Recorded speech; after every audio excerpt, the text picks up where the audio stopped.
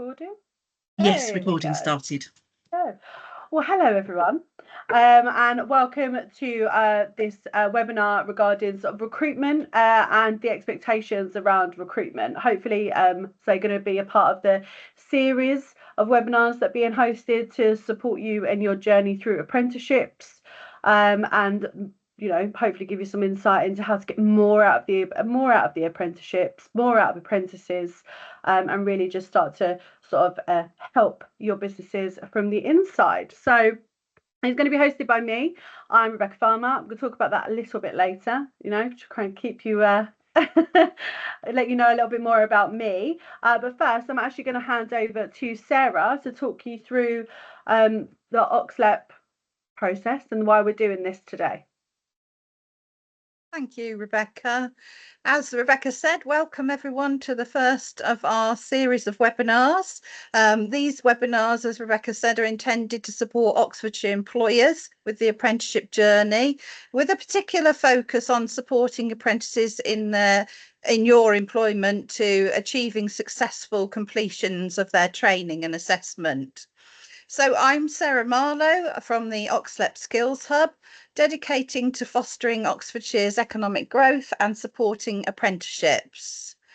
So through our OxLEP Skills Social Contract Programme, which is support for employers and increasing apprenticeship starts following the pandemic, funded by Oxfordshire County Council's Contain Outbreak Management Fund, we've now leveraged just under £2.3 million of underutilised Oxfordshire apprenticeship levy, and we're retaining it in Oxfordshire for new apprenticeship starts rather than it returning to Treasury. So this, we hope, will power long-term social value of over £5 million, and we're currently supporting 145 apprenticeships at various apprenticeship levels who've started their learning. We've seen the largest amount of funding go towards the NHS, particularly local practices and nurse associates, also early years and education, and construction, all of whom have high-level skills and labour gaps.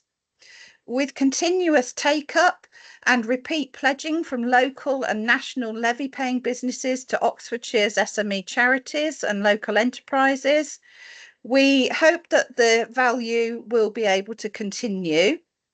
And we also lead on other employability support programmes, such as the No Limits programme, where we've so far supported over 500 individuals on a person-centred approach to employability. And we support with removing barriers to employment, education and training. So we also offer a free virtual mentoring platform for Oxfordshire residents who are looking to get back into work or to reskill, maybe because they're changing career pathways, or upskilling through our virtual mentoring platform, OxGrow. So this gives you a flavour of some of the work that we're doing. And if you want to find out more about the different work streams that fall under the Social Contract Programme, please look out for the QR code and the website address at the end of the slideshow. And contact us, of course, for details. So this series, as Rebecca said, is a series of 6 webinars designed by our Oxfordshire Apprenticeship Advisor for Completions, Andrea Harrison, who joins us today. And we hope to be able to provide complementary support to businesses. It will be led by Rebecca Farmer, as she introduced herself, from the outstanding training provider Hawk Training. So thank you for joining us today, and we hope you'll join us for the whole series. So I'll hand over now to Rebecca and Andrea. Thank you, Sarah. Thanks. So I just wanted to say, before I introduce myself, those statistics are phenomenal, by the way. The fact that you've been able to utilise so much of this unused levy, because like you say, if you don't use it, you lose it. So the fact that you're putting all of this work in, I have to say, is phenomenal, and something I feel really excited about. Thanks, because it is really good, because Thanks, it does. Rebecca. Honestly, hats off to you. Yeah. So I'm Rebecca Farmer. I do work for Hawk Training, which is an outstanding training provider. I'm very proud to work for Hawk Training. I'm currently a business development manager. But I've worked for talk training for about just over 4 years now. I've been a tutor previously, so I started off as a tutor. Then I went into be a curriculum lead for business administration and customer service. And I say now I'm BD. So I've kind of had insight into a lot of things around apprenticeships. Because of how long I've been here and because of my journey, I probably tell that I am very passionate about apprenticeships. I do think they really work. I think it just takes the village, right? So it kind of takes everybody. They can be so impactful, and as I say, that's what I want to talk to you about today. And I want to talk to you about recruitment. So obviously, when you're looking to take on an apprentice, there's lots of different ways you can do apprenticeships. You can have people who have already been in that role. So, for example, I could do an apprenticeship now in business development. And as I say, my employer, if they're willing and supportive, they'd use their levy funds to be able to finance for me to be able to do that program. So that's not recruitment. I'm already in that role. The recruitment piece is when you're really looking at what is it we need? What are the gaps that we have? What is it that we need to develop within ourselves as an organisation? And how can we use the apprenticeship levy and how can we use that to upskill ourselves as a team? There is the apprentice wage, so there is the sort of the financial element that could be quite supportive. Talk about that a little bit later, but it's not just about saving money. Okay, so obviously yes, it can be a slightly less expensive way to skills to plug a gap. As Sarah was saying previously around the unemployment piece, about the sort of locality of what you're doing to kind of build where you live, to form those structures, to really try and make an impact into the external environment as well as your internal environment. This can really support that. So you can have a young person, doesn't have to be a young person, you can have a young person who's left school, maybe full-time education wasn't for them, they want to get into a career, they want to be in the workplace. I think we've all been there when we've kind of looked at jobs we might want to do, and it says you must have 3 years experience, and you're thinking, well, I've never done anything like this before, and no one's going to give me a job without 3 years experience. How can I get experience? Those sorts of things, and you can really open up a door for someone with recruitment and recruiting for these apprenticeships. And again, it's a really good way to skills gap. You can have a look and say, actually, it would be really great. For example, we get a new administrator, we can plug that gap, but also we'll have that time to decide if that can be a full-time role for us. Is that financially viable? Let's try it with an apprentice. Let's see what happens. And that apprentice gets a job opportunity. They get to be in the world of work. It can be very exciting for them. You can have a homegrown flower. You are teaching this person how to work in your organization. There's no prior knowledge there. There's nothing that's kind of in bed. They're yours, they're fresh, they're new. Like, I can teach you the way that we want to teach you how to work here, and you'll have the support of a training provider as well to make sure that real formal training is taking place. Just wanted to touch on that. Again, I'm very passionate about recruitment, and before I start talking about processes, I just wanted to talk about that slightly. As you go through the webinar, you will see a series of other webinars that will be able to delve into that a little bit deeper. But also, you don't have to recruit yourselves. Other providers can help you to recruit. So now that we know that recruiting an apprentice is a fabulous thing to do, we're going to look at the process. So when it comes to typical recruitment processes, you have to define the role. So you will need to have like a job description. Okay, so it's not just a case of we want an apprentice and that's it. You are going to have to be able to define what it is they're doing. You have to define the purpose. What does their job look like? Where are they going to be working? Who's their line manager? Like really put that job description in place so it's really, really clear from the get-go the expectation of that apprentice, because your job description and how you define that role is going to be there for people to decide if they want to do that role. So be specific, define it, make sure you're setting those expectations straight out of the gate. You'll then advertise for these positions. So there is the National Apprenticeship Service, which you can promote your apprenticeship vacancies. You can post online, you can post on any of like the recruitment. There are slight costs to those, but there are the Reeds, the Indeeds, all of those sorts of places you can promote. Again, you can also look at providers potentially to support you with this recruitment process. There are providers out there that will advertise for you, they will screen for you, they'll do all these things for you. But if you want to do it yourself, this is what it looks like. Okay, Once you get those applications, and hopefully you get lots and lots and lots, I'm sure you will, you'll then screen those applications. Okay, so it's just having a look at like, okay, this is what they've said. You know, they've done their like introduction, they might have done a cover note because they might not have a sort of a real CV, so you're going to see a lot of cover notes possibly, I would say, and you would have to just screen them. So, you know, do they live close to the area? You'll find that people will apply from everywhere, so you would do your own screening. Is this going to work? Has that person said, you know, keywords we're looking for? Have they got the key skills we're looking for?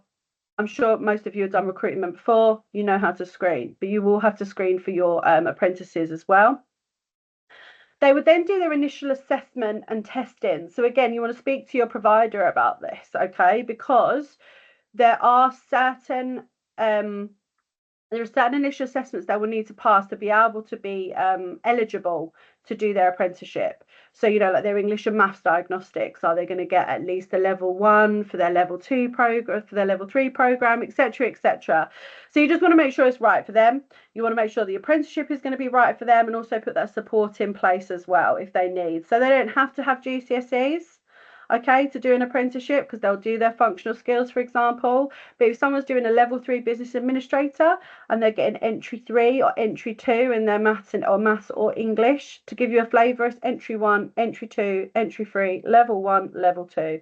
If they haven't got GCSEs, they need to do their level 2 functional skill. If they're coming in entry 2 or entry 3, that's a lot of building to be able to get them ready for their level 2 exam. The reason I'm talking about this is because you want to think of the benefit of the learner. Okay, so it could be that you're not eligible at this time, but they can upskill in their maths, build their maths, and then come back. It's just really just to give you an idea, so you can make sure that they are absolutely right apprentice, right program, right time. Okay, so once you kind of made sure that obviously that initial assessment, those testings are taking place, yes, they're going to be appropriate for an apprenticeship, we're okay. You can then move on to the interview process. Now, when we recruit or talk training for employers, we will advertise, we will screen, we will do the initial assessments, we'll get a bank together of potential apprentices for that employer, and then say, here are the people we recommend.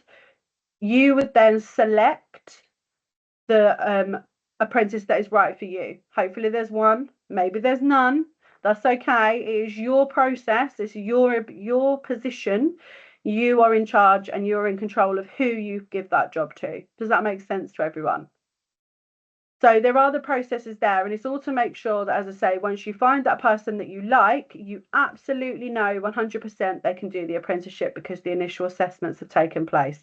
You don't want to interview someone, get them excited, feel like they've really done really well, and there'll be a small thing from initial assessment will actually make them ineligible for that apprenticeship. So define the role clearly, the advertising, the screening, the initial assessments, you meet them, and then who is your apprentice going to be? Who knows? But that is kind of what the process looks like. So as I say, we recruit for our employers. You can recruit for your own apprentices as well. You don't have to have a provider do it for you, but I would recommend it just because it removes a lot of the process there for you. Any questions, or is everyone happy for me to move forward? Cool. That's good. Amazing. Thank you, Rebecca. Pleasure. So if you decide to work with a provider or a recruitment service, whoever they may be, or even, you know, again, if you want to do it yourself, absolutely you can. But what can happen when you are so we have a provider like ourselves support you with that recruitment service, is that we can assist and do assist, and these providers can assist you on preparing that job description. I speak to a lot of employers and they're saying, right, okay, if I get an apprentice, can I put that in a job description? Am I allowed to say they can do that? Can I give them that? And it's a really good way of you being able to define that role in a real way and know how much you can ask of your apprentices. You can ask quite a lot, actually, but it's really important to have that conversation to make sure that job description is appropriate for an apprentice. We give you advice on salary. I say we can only advise. You know, it's entirely up to you. If you know, you've got the apprenticeship wage, minimum wage, living wage, real living wage. So there's so many different revenues that you can go down. There's lots of different options. all of them can be right. Again, you need to pick the right thing for your organization at your time. Are you looking for someone who's going to be there?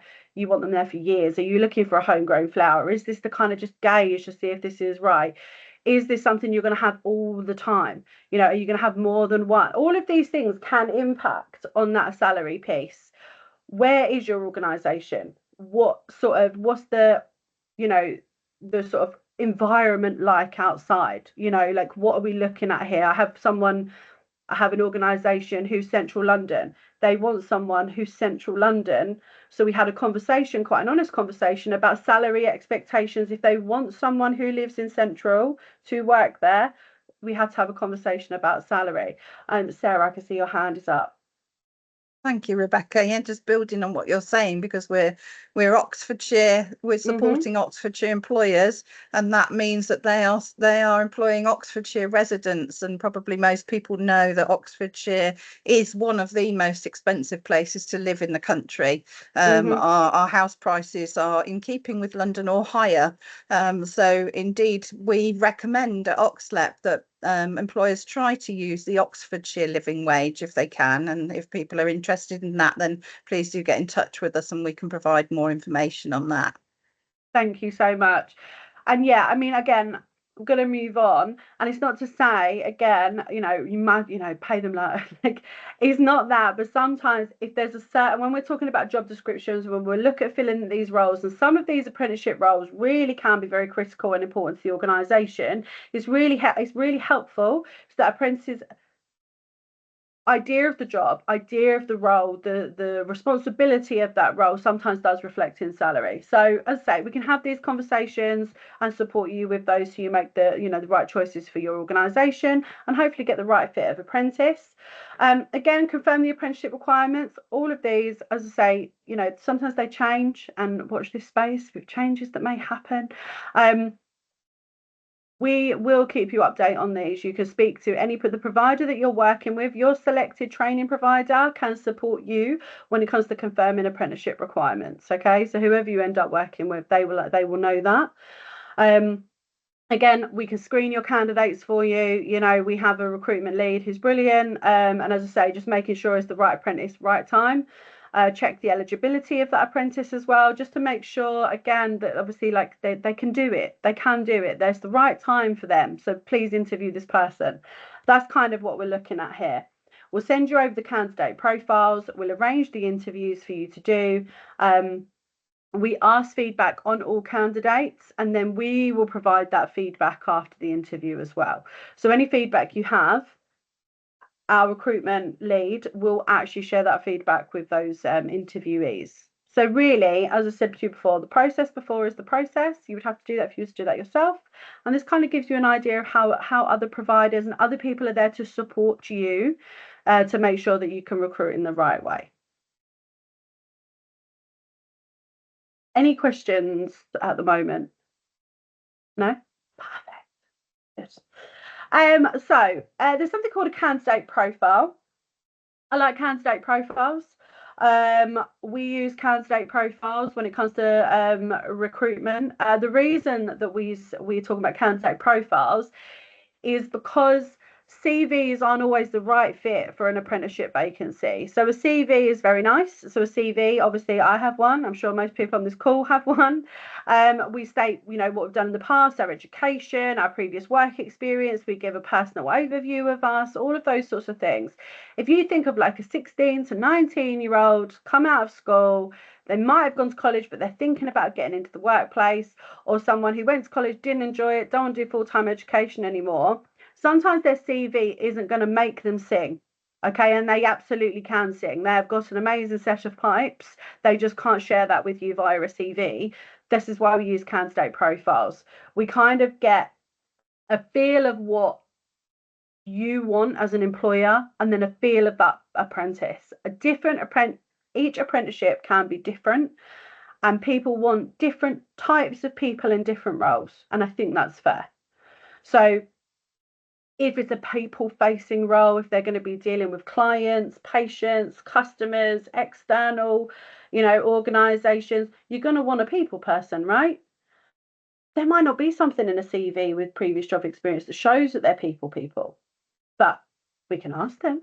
We can ask them to showcase how they're people. And I think that's kind of why candidate profiles can be so useful. And I know that my recruitment lead, again, not to show off but a whore, because this is what I know, so it's just to give you an idea of what it's like. Our recruitment lead will join calls with potential employers looking for a vacancy, and she will speak to them about the type of thing they're looking for, so that when she's recruiting for you, she's thinking, oh, that's the person I'm looking for. That's kind of, I want a people person. I want someone, or if I want someone really data driven, someone really organized, someone who likes projects. I don't need them to be a people person. I don't need them to kind of want to, to be like that. They can be introverted. That's fine. That's perfect. If they're introverted but love data, perfect. That fits my job. Do you see what I mean? And it could be a case of that we'll have candidates that are brilliant, but not for that job.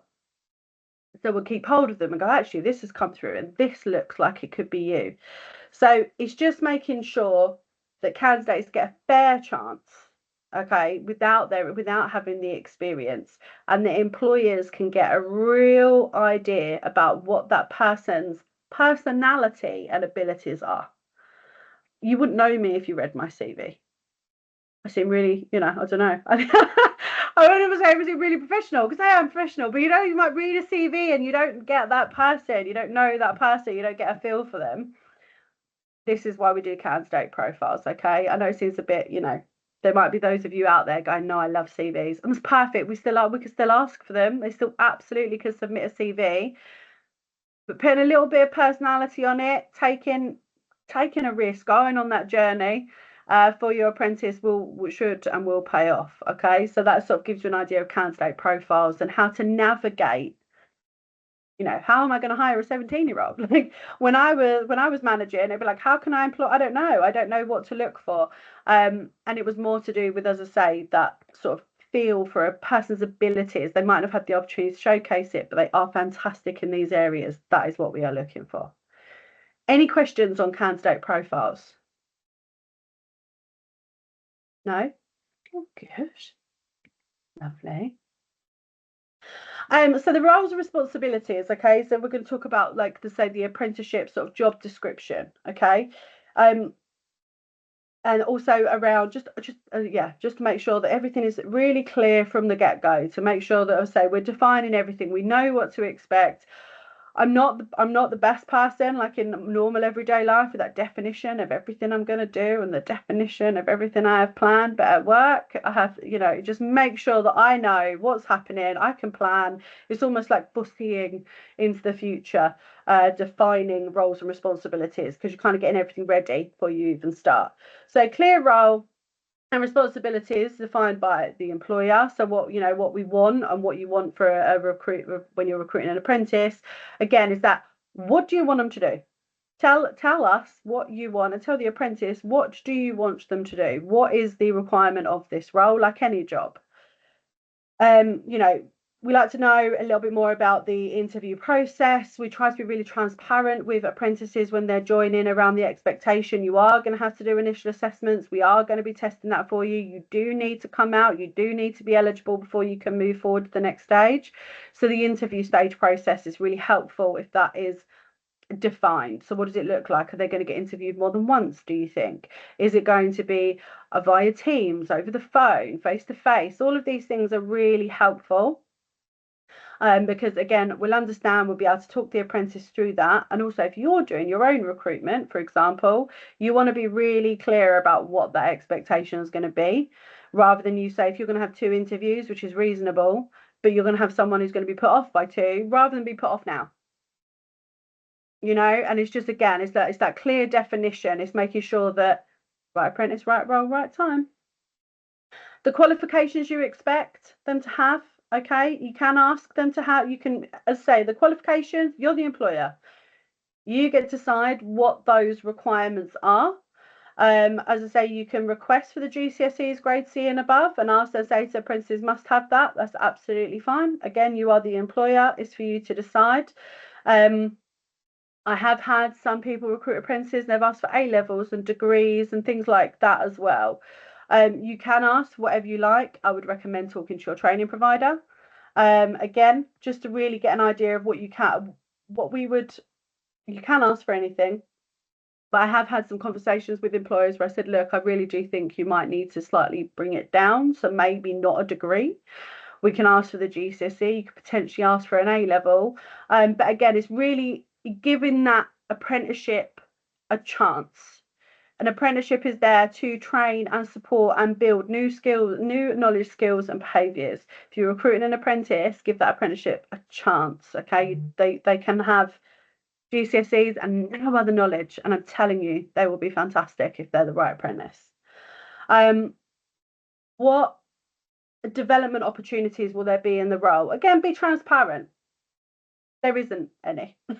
We're taking on this apprentice is for you to get an opportunity of getting, those 3 years experience I was talking about earlier, or you're going to be on program for 18 months. It's a really, really good opportunity for you to get an accredited qualification, to become more professional, to get these new knowledge, skills, and behaviors, to then get out there in the job market and start making waves in your career.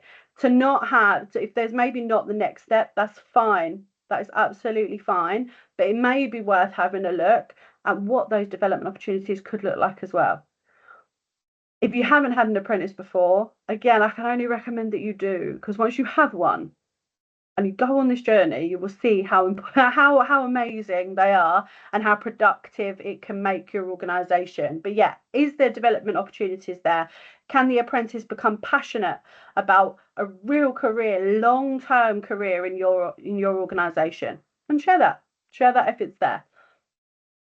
Again, support for applicants with declared needs. So as I say, if you've got sort of like English as a second language, if you've got things where, as I said, they might not have any GCSEs, they haven't had opportunities to do these things, if they've got an additional learning need, an additional social need, it's just thinking about what support you can put in place there, what support is available in your organisation. And also we as the training provider, I'm going to say we as a training provider, will also put support in place. But again, it's a conversation to have. These are all things, again, defining what is going to be there and what potentially may not. Because obviously you can ask for someone to have GCSEs grade C and above. So there probably isn't going to be support there if you don't have those things. I always like to be really transparent. So I just wanted to share that as well. But do think about that. If someone's got a neurodivergency, they can, what support could be put in place there to support that apprentice? Because someone with neurodivergency thinks about things in a different way. So it can be really key and essential to new ways of thinking in your workplace, but there will be support. You will need to have support there to be able to make sure that person feels confident where they are. And then, as I say, how mandatory components will be managed. For example, functional skills and off-the-job learning. Everyone's favourites. Functional skills is an essential part of the apprenticeship if that apprentice does not have functional skills. It is something they will have for life. Whenever people hear functional skills and they haven't got their GCSE, their first thought is panic.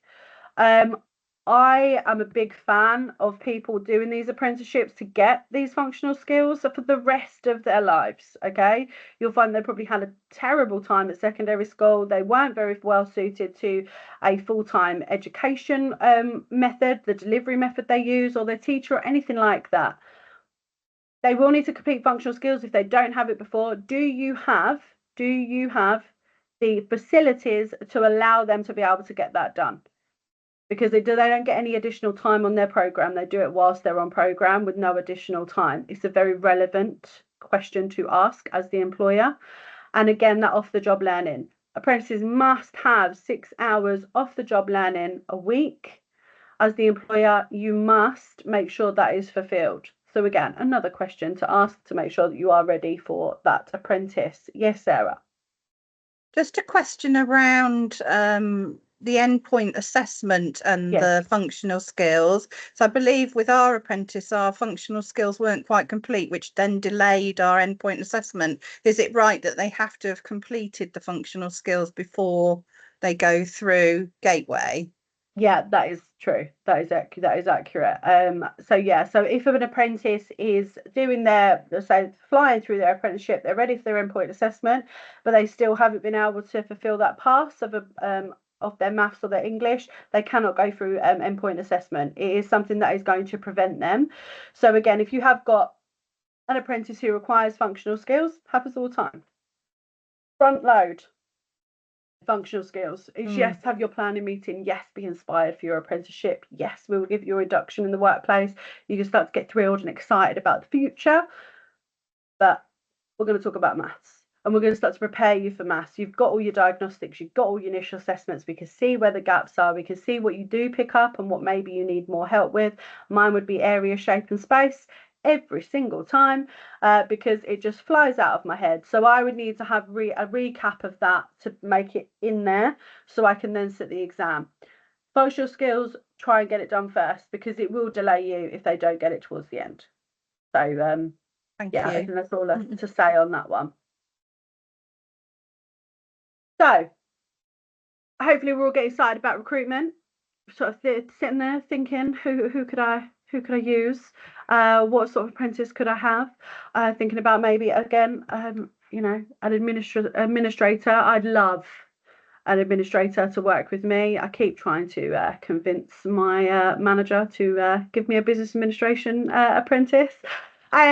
So hopefully we're excited about the potential of that. And like we said, around the minimum entry requirements, is the minimum qualifications they need and then minimum skills required. So again, from an apprenticeship perspective, there are minimum qualifications and minimum skills, but also there can be these for your specific vacancy. So we don't have minimum qualifications needed for them to do their apprenticeship, but their initial assessments must come in at a certain level for maths and English. So it's not a qualification, we just need to know the skills are there. But you may ask for that person to have a GCSE grade. I keep saying C, but it's actually 4 and above. That's the new one. So 4 and above. My apologies, showing my age. And it's just again thinking about those minimum entry requirements. What is the minimum for you as the employer, or do you not have any? I would love you to not have any. I would love for you to be like, do you know what? I want to take on an apprentice. They don't need to have anything. They just need to be passionate. They need to be passionate about my organisation, passionate about their career, and have the sort of personality type and interests that will best suit this job. Other than that, I'm happy. If you are out there, ring me because we can get ourselves a fabulous apprentice, an amazing apprentice. But yeah, it is worth thinking about. It's definitely worth thinking about. Can you support someone who hasn't had the opportunity to get GCSEs, get their functional skills? If the answer is yes, fantastic. If the answer is no, that's also okay. So minimum qualifications for us as an apprenticeship, they don't have to have any qualifications. If they don't want to do their functional skills, they must have a grade C or 4 and above in maths and English. And the skills required would be those initial assessment skills. Other than that, we don't really have any other requirements apart from, as I say, their right to their eligibility, as in have they been in the UK for 3 years on a certain visa, which is a conversation for another day. If you do have any questions around that as well, you can pick up separately to talk that through. But yeah, minimum entry requirements. Initial assessments in maths and English for us is thinking about what are the minimum requirements for you. And don't set them too high. Don't set them too high. Let the person surprise you. Let the person thrill you. And really give that person an opportunity to showcase what they can do in the workplace. So expectations and career opportunities. So realistic expectations for the apprentice's performance and progress that are set are within the employer. It's a really terrible sentence. What this is kind of saying is that we want to set realistic expectations across the board so that apprentice can join. If I was an apprentice and it was working for, I know you said NHS, so you work with some NHS and even construction, I believe you said. If I knew I was going to work in the NHS, I really want to make a difference. I want to go and work at the NHS. I want to get some experience because I saw another job a couple of months ago, and they needed experience. So I need to get experience to get that job, and we're doing the whole thing, right? If I'm looking at this apprenticeship in the NHS, to give me that experience. And I know there might not be something in that department, but there might be opportunities in other departments. I've got my foot through the door. It's going to make me more passionate about that apprenticeship. So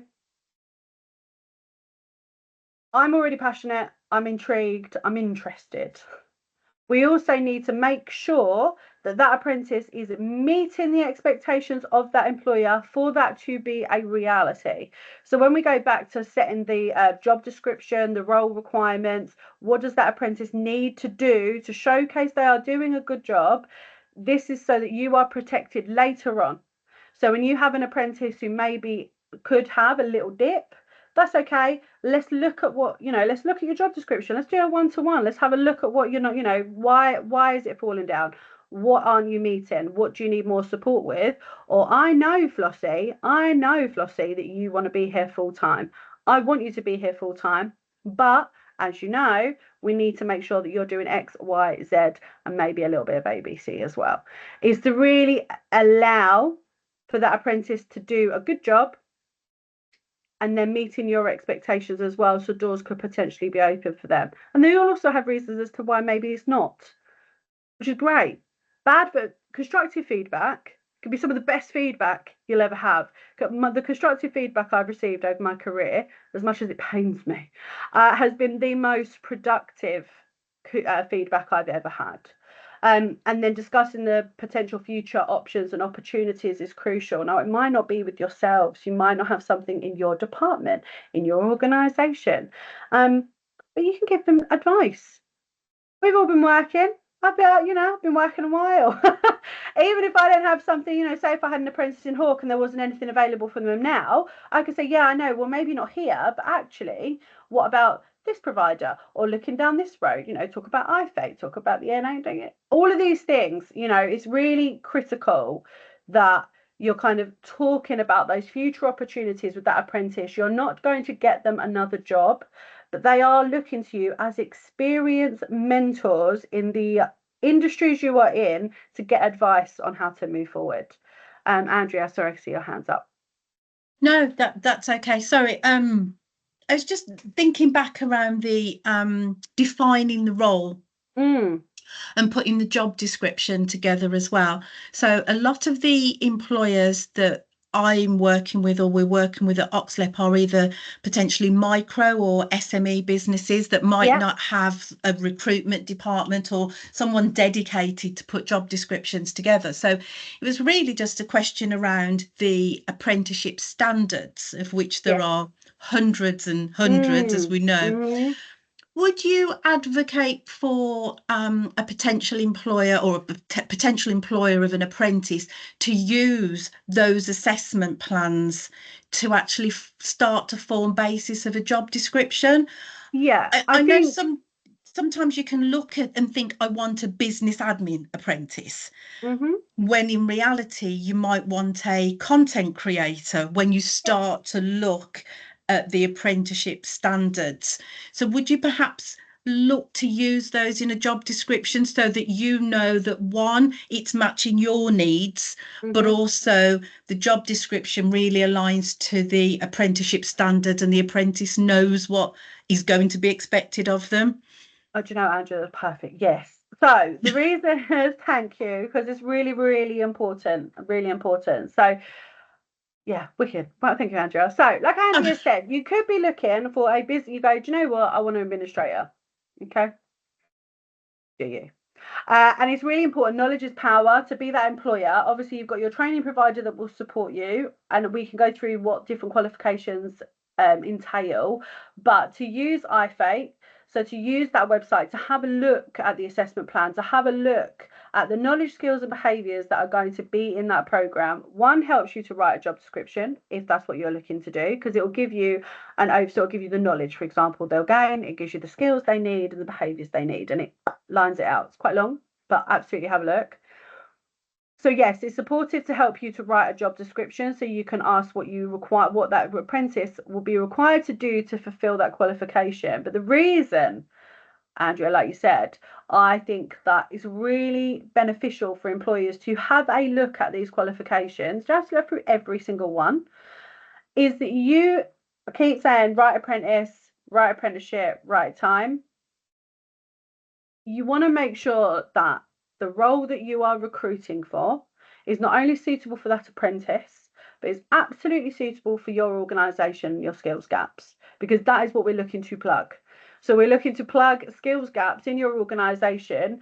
If you pump it full of administrators when really what you wanted were customer service facing people, there's going to be a disconnect. So it's really important to make sure that the apprenticeship that you are picking is, as I say, good for the apprentice, but also absolutely right for your organisation as well. IFA can be a little bit crazy. I do recommend having a look at IFA 100%. You could just search up certain qualifications and it gives you an overview of ones that are live or not. And also, again, pick up with not only your training provider, but if there's I wouldn't take it badly. I'm speaking as a training provider. So we offer a series of apprenticeships. I have employers ask me about apprenticeships we don't provide. Absolutely fine. I know that this provider does. This is where you can go and have a look and do some research, because I want to make sure that my employers have got the right apprentice. So you like apprenticeships, you like what it gives you, you can see the success, so you will continue to have them. So be it me or be it me guiding you to someone else. Absolutely, Andrea, thank you for that point. IFA and obviously the apprenticeship standards can help you define the role, but also give you an idea of the sort of things that apprentice will have to do across the programme, and make sure that is going to be beneficial to your organisation. I hope that makes sense. It does. And just to jump in, Rebecca, obviously here at OxLEP Skills, the apprenticeship advisors here can give advice on the standards alongside the role that you may be thinking you're recruiting for as well. So we're here to give impartial advice on that as well. Yeah, and this will be, as I say, I know there's a lot of employers on this call and things like that. Like the resources that you are providing, I think are going to be so beneficial to employers. You'll be able to make sure it's the right apprenticeship. You'll be able to make sure it's the right person. And then if you're someone who's sitting here going, I'm not sure about apprenticeships because I've had an apprenticeship 10 years ago and it wasn't great. That was absolutely your experience. Please try it again. They have improved so much. You can get so much more out of your apprentice. And as I say, there's so much support around. My advice is give it a go. And you can have my email address and tell me off if I'm wrong, but I really don't think I will be. So, yeah. So speaking to how to say, use the support you have around you. As I say, to make sure that you know they're on the right qual when you're going to get what you need to plug those gaps, but also be transparent with that apprentice as well when they're on programme or if they're thinking of starting, about kind of what they can expect and the expectations. And then you get to protect yourself later, because apprentices sometimes might have a dip. I know I have a dip in my job. We can get the job description out and we can talk through it together, and you're going to need to improve this, this, and this, and this if you want that over there.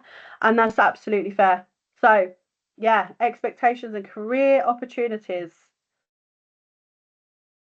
So, we are coming to the end of this webinar, but I really just want to kind of open it up to like questions and challenge. I get quite excited about challenge. So if there's anything that you're kind of sitting there thinking, I'm not sure, or if you think there will be any potential walls that come up when it comes to recruiting an apprentice, I'm happy to take those questions now.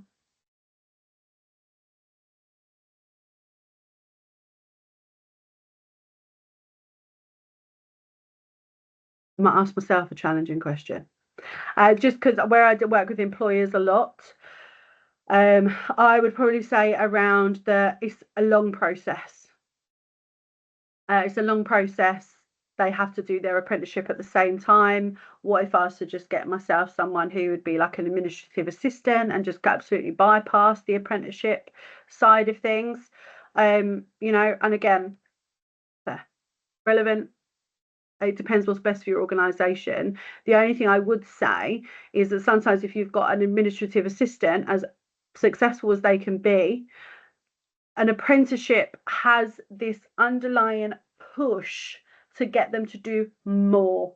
Okay, so it's always about that push, their next step. Yes, they're starting from their base. They are starting as an apprentice. They may not have experience, but if we're going to use business administration, and there's lots of other programs, but if we talk about business administration, they are starting off with their IT skills and professionalism, and they are ending with a real, tangible project that they will see from beginning to end. It's the expectation of an apprentice that I would probably say that you're going to be able to get that opportunity to get a bit more stretch and challenge from them.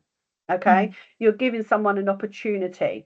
You know, if you think about, as say, your cultural values of your organization, you know, if there is any sort of like social values, social impact plans that you've got within your organization, which I know a lot do at the moment, this is absolutely going to do that. And also push someone to do more than they probably thought they were going to have to. And actually enjoy it as well. And you're giving a person an opportunity to have a real qualification that they could take with them for life. So I would say that a lot of challenge I get, which is, again, realistic, is not sure about an apprenticeship, the time, the process, everything else. All I'm saying is trust that process. Trust that process.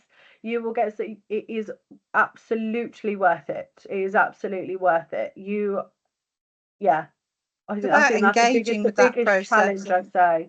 Yeah, Rebecca, I'd say engaging with that process, you know, all the things that you've talked about today.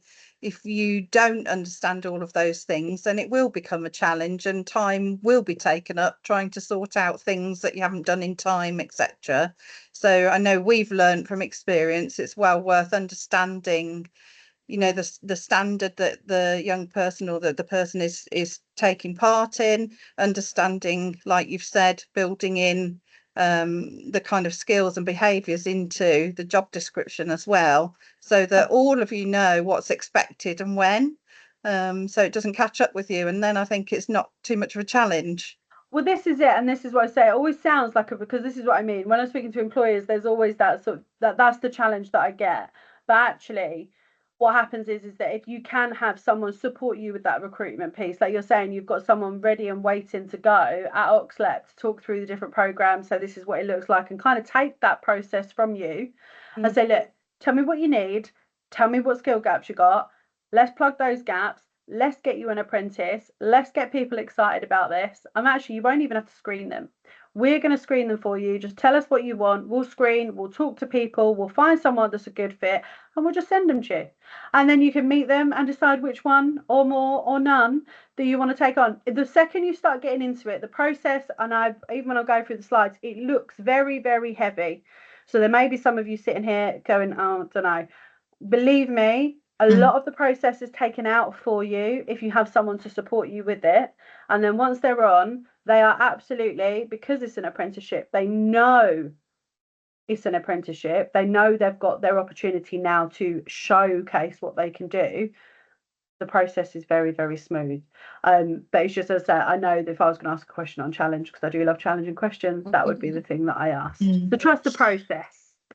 I think as well that for an apprentice, their end goal a lot of the times is the endpoint assessment, so completing the actual apprenticeship.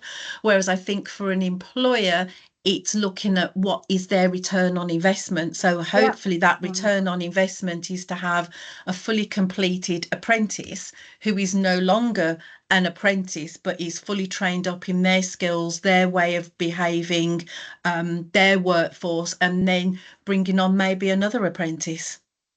Yeah, and this is the thing as well, as say the long-term benefits that this can provide an employer. So that return on investment piece is so important, and it's so important for an employer to see the return on investment when they're looking at apprentices. And it is that piece of, yes, when the apprentices join, the first question they ask is, what's the endpoint assessment like? Okay, and then they'll panic about that the whole time. What they're really thinking about as well is, what am I going to do after? And a lot of the time, 98, it's a random statistic, but I'm going to say about 98% of the time, they want to work for you. They want to do their apprenticeship and they want to work for you after their apprenticeship. It is very, very rare to find an apprentice doing an apprenticeship and going, once this is done, I'm gone. It really, really happens. Even if there isn't a career opportunity for them afterwards, they want to be there. They want to be in that career. They want to be in your type of organization working for you. I promise. Because it is very different. It is very different when you're doing this across a long duration of time, where there's big expectations from the training provider, from the employer, from the endpoint assessment organisation. You get this very well-rounded professional individual by the end of their apprenticeship, and they want to work for you. They really do. I've years and years and years delivering programs, and always the specifically recruited apprentices. I really, really want to work here. I really, really want to get a job. I really want to work full time. That is why they are doing it. The recruited apprentices really, really, really want to work, and they really want to work for you. I cannot stress that enough. They really do. And so, and it's not to take away from apprentices that are in those careers anyway, and they're using it as like a skills building opportunity to sort of like bump up their knowledge, skills and behaviours and their experience. But as I say, there's something about recruited apprentices. It's because they know it's an opportunity. They know it's an opportunity, and it is an opportunity. And I think employers need to see themselves as an opportunity as well. Someone would absolutely love to work for you. Absolutely love it. And that return on investment you're going to see is from that person who really is looking to work for you over and above their apprenticeship. You are going to have someone that you can train the way you want. So you are going to get a well-trained member of staff, someone who is working for you, learning your ways, your quirks, your values, your vision, your mission, and that's what they know. And that is what you are going to get. And that is your return on investment. And have someone at the end of their 14 months going, anything full-time for me? Which is a really lovely feeling. And as I say, plug in those skills gaps. That's the keys. The things that you're like, we're not really doing this. This is something that we're missing, but I don't know how to fill it. It's maybe not a full-time member of staff. It's probably not someone who needs a lot of experience. We just need someone to come in and fill it with an apprentice. Fill it with an apprentice. Absolutely. And obviously this is just the first in the series of the webinars that take us completely through the apprenticeship journey as well. So we come on to sort of retention, motivation, and actually going through the whole programme. And all of the webinars will also be available on our YouTube channel. Thank you so much, Rebecca. I don't know if there were any other questions from anybody today. If not, I will stop the recording. Thank you so much.